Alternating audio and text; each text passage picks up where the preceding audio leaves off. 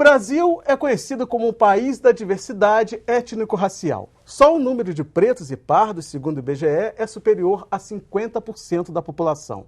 Mas esse número não é refletido nos conteúdos exibidos na televisão brasileira, onde a representação dos negros é mínima e, em muitos casos, como estereótipos que reforçam o preconceito. É sobre isso que eu converso com a apresentadora do telejornal Repórter Brasil, da TV Brasil. Ela é mais que um rosto negro bonito na TV. É linda, é jornalista competente e militante da questão racial, Luciana Barreto. Luciana, obrigado por ter vindo. Prazer é meu, Ricardo. E para a gente começar esse papo, vamos aqui assistir um momento bastante especial. Porque o olhar do cameraman, e eu acho, pelo menos a minha experiência de televisão, nunca vi ninguém indicar nada disso, mas indica-se assim, a gente mostra na TV o quê? O belo. Você compreende isso? Está explicado já, né? O olhar pessoal do cameraman na hora de focar o belo, vê a passista branca. Você compreende isso? Porque na formação dele, é esse o olhar que ele compreende, que ele entende como belo. Não existe, nunca vi nenhuma orientação racista de você mostra isso ou mostra aquilo. Mas existe a orientação de foca bonito, que é o carnaval. Você compreende isso? Como a gente está numa teia, numa gama, e aí você vê todas as meninas da comunidade se preparando 1 ano, 2, 10 anos, com todo aquele sonho delas, porque ali é o espaço delas, o sonho delas, que pelo menos ali elas são rainha. Vocês compreendem isso? E naquele momento, em rede nacional, aparece alguém que veio de fora e sambou por 5 minutos, que foi aproveitar a festa. Assim como quando vocês viam o Geraldino, quem lembra aqui da Geral, do Maracanã, vai lembrar disso, do Geraldino. Eles queriam mostrar o quê? O que era o Geraldino, o cara mais pobre? Era o cara caricato, engraçado, sem dente. Não era? Ah, mostra o Geraldino aí. E aí é aquele cara... O pobre, o mais pobre que paga o mais barato ingresso, era o caricato, sem dente. Então, Luciana, o que faz com que esse olhar esteja tão no consciente coletivo, né? Como você disse, realmente ninguém vira para um câmera e diz, né, não, você não pode trazer uma mulher negra, uma pessoa negra. Mas esse olhar já está viciado. O que é isso? O que acontece? Por que acontece isso? A minha fala nesse momento aí, que eu nem sabia que estava sendo gravada, agora que eu percebi, mas a minha fala trazia exatamente, era um problema muito grande da sociedade brasileira, trazia a dimensão do problema racial no Brasil. A dimensão do inconsciente. Eu costumo falar muito da televisão, que é a minha área, né? Então eu costumo falar muito como a televisão precisa trabalhar essa temática. Então eu estava trazendo, na verdade, um exemplo de como isso é muito complexo, muito maior do que uma orientação ideológica, né? E o racismo é uma ideologia. Eu estou falando de como essa ideologia engloba, impregnada em toda a sociedade, é um problema complexo que precisa ser tratado em todos os âmbitos. Porque senão a gente não consegue, se a gente não consegue perceber e detectar os problemas em todos os lados, a gente não consegue combater esse problema. E aí eu estava exemplificando para uma plateia que absolutamente não tinha nada a ver com a questão, com a televisão ou com a mídia, e eu estava identificando essa plateia como se eles percebiam, e eu falei várias vezes, você percebe, agora eu notei, se eles percebiam a problemática que estava envolvendo essa situação que é racial no Brasil. Agora, muita gente não consegue perceber isso. Você já notou como é difícil as pessoas entenderem? Assim, a gente tem uma televisão que é majoritariamente branca, né? A gente vê os programas e os apresentadores, os convidados e plateia, e isso é recorrente.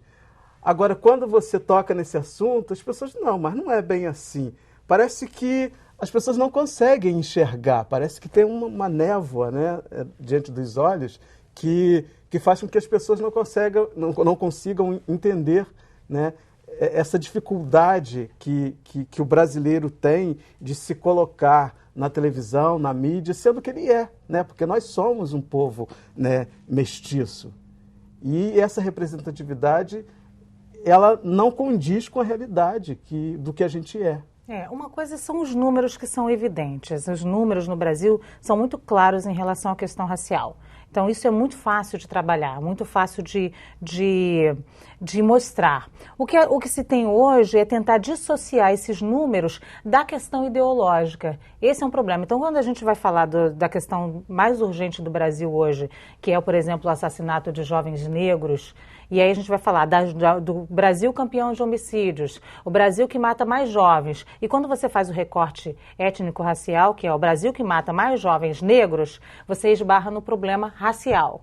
E assim você esbarra no que é uma ideologia que está impregnada em toda a sociedade brasileira. Uma ideologia racista, que faz com que os negros, por exemplo, não se reconheçam negros, não notem esse problema, porque muitas vezes, quase sempre, não trabalhou a negritude.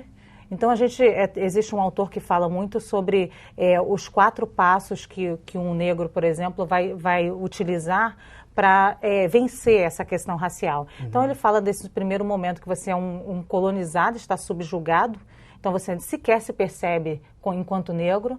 Num segundo momento, que você tem uma fase de impacto, e aí nessa fase de impacto você fala, opa, eu sou negro. Parece que você passa a enxergar tudo, passa né? A enxergar você tudo. Nunca viu a vida toda. Acontece muitas vezes com jovens na adolescência, fala, opa, eu sou um negro, eu não posso ser, a minha cor de pele não pode ser tratada como menor, a minha inteligência não pode ser tratada como menor por causa da minha cor de pele.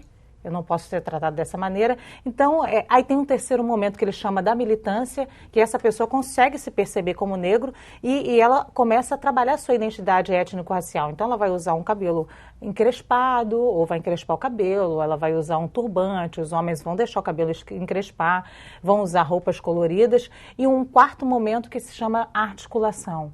Nesse quarto momento, sim, a pessoa percebe que ela não adianta mais militar só com o corpo. Não adianta mais militar só entendendo a sua negritude de forma subjetiva. Ele percebe que ele precisa, naquele momento, trabalhar para que todas as pessoas, ou defender um grupo e lutar contra essa ideologia. A sociedade brasileira, ela está ainda no primeiro momento. A sociedade brasileira, e nesse momento eu falo a mais da metade de negros, ela está ainda nesse primeiro momento, muitas vezes, de sequer se reconhecer. Estou absolutamente subjugada, absolutamente colonizada. Então, quando você fala para essas pessoas, é muito difícil. Eu sou uma palestrante, estou sempre palestrando, e eu chego para adolescentes, por exemplo, ou jovens, quando eu vou falar para ensino fundamental. É muito difícil falar com o ensino fundamental porque eles estão absolutamente colonizados. Então, você vai falar de cotas, por exemplo, eles são contra cotas. Eles não acreditam no movimento negro, eles não acreditam que existam esses números ou que esses números tenham ligações, ou eles sequer conhecem esses números. Então, a gente esbarra sempre nesse problema. Eu falo que o racismo ele tem ainda um outro lado, que é o lado dos brancos ou da criança branca também, que sofre muito. Por que sofre muito?